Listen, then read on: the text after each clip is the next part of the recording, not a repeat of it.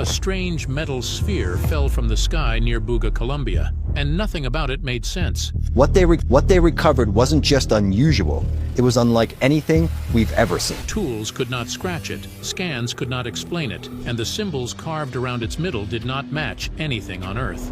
Whether it is a purely extraterrestrial origin or a mix of an ancient human extraterrestrial development.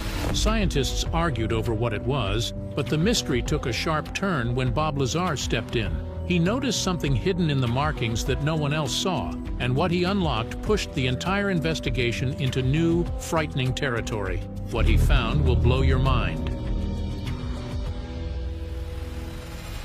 The fall over Buga, a sphere not meant for Earth. The fall over Buga began on a quiet night when a sharp streak of light cut across the sky. Farmers later said it looked like a burning star moving too fast to belong there. A few seconds after the streak vanished, a deep thud rolled across the fields.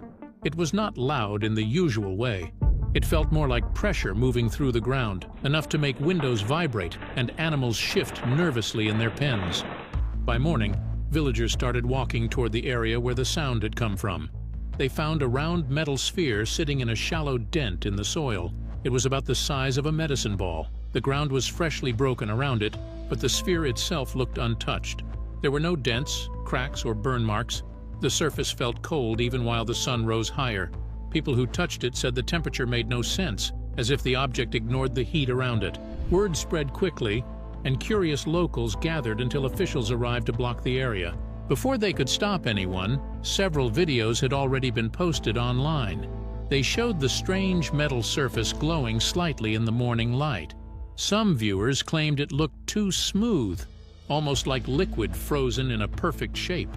Scientists soon reached the site with tools that were supposed to cut through almost anything.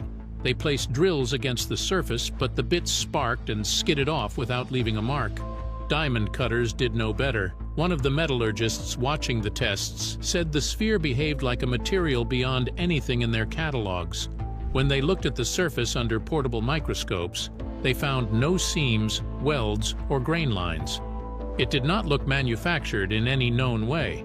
One expert said it felt like something grown, not built, although he could not explain what that meant. While equipment failed to make physical changes to the object, something else caught the attention of the team. The sphere bent light in a strange way. Sunlight seemed to curve along its surface instead of bouncing off it with a normal shine. This created a faint, shifting halo that changed shape whenever someone moved nearby. Even more unsettling was what happened when they placed a small generator close to it. The sphere gave off a low hum, steady and flat, almost like a quiet vibration inside the metal.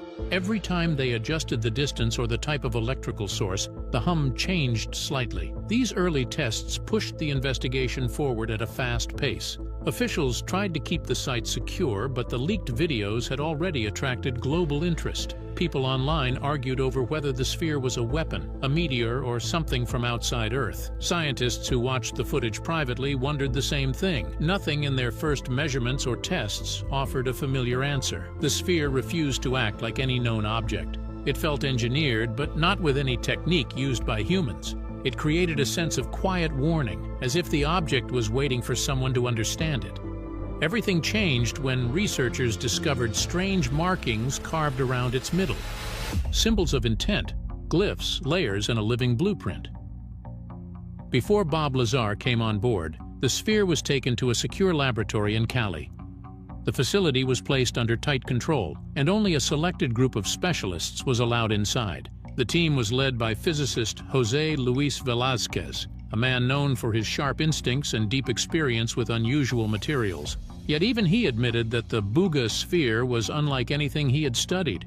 He described it as something that felt intentional, as if it had been shaped with a purpose that no familiar science could explain. The first major discovery came when the team examined the sphere's midline with enhanced imaging tools. A single ring of 24 repeating symbols wrapped perfectly around the equator. These symbols were separated by 6 thin divider marks between each one. No strokes were out of place, and the precision looked absolute. When Velázquez compared the markings with global language databases, the system produced nothing. There were no matches to any alphabet, ancient or modern. The glyphs did not behave like letters or numbers. They repeated in a sequence, yet the structure suggested something more controlled than simple decoration. The team then moved on to imaging scans. They used X-ray systems, neutron scanners, and magnetic field mapping tools. What appeared inside the sphere challenged every assumption. Instead of gears, coils, or solid metal, the scans revealed folded layers that looked similar to biological tissues. The layers seemed to overlap and compress like organic structures. Velasquez said it reminded him of muscle fibers packed into a perfect spherical shape. These layers were dense but not rigid. They absorbed the scanning waves in a pattern that felt more alive than mechanical. At the center of the sphere was the most puzzling feature. A branching network of copper-like strands spread outward from a central dark node. The strands resembled neural pathways. They curved, split, and converged in patterns that looked too natural to be manufactured. The central node absorbed nearly all scanning signals, leaving its composition unknown. The geometry of the branching network matched harmonic ratios seen in living cells and magnetic field behavior. This connection to biological and electromagnetic systems opened a new line of thought that unsettled many researchers. The team brought in artificial intelligence models to study the symbols on the surface. After running pattern recognition tests, the AI produced a result that none of the researchers expected. The sequence of the 24 glyphs matched the electrical charge layout of a specific 24-amino acid neuropeptide. In biology, a neuropeptide is a molecule that carries signals between cells. The match was extremely precise, which made it difficult to dismiss as coincidence. This result bothered Velasquez because it suggested something very plain and unsettling. If the glyphs followed the same structure as a biological signaling molecule, then they were not meant to be read like a sentence. They were not decorative markings or a coded message for an outside observer. They behaved more like instructions that a living system would follow to carry out an action. In living organisms, molecules with similar patterns control very specific processes. They trigger growth, movement, memory formation, and chemical changes. So if the sphere's symbols had the same structure, the most reasonable interpretation was that the symbols were telling the sphere what to do. This led the team to a direct conclusion. The markings might be part of the sphere's internal operating system. If that was true, then the sphere was not presenting information for someone to interpret. It was using the symbols to regulate itself. The surface might function the same way a biological system uses molecular sequences to control its own behavior. This changed the focus of the investigation. The question was no longer about what the symbols meant.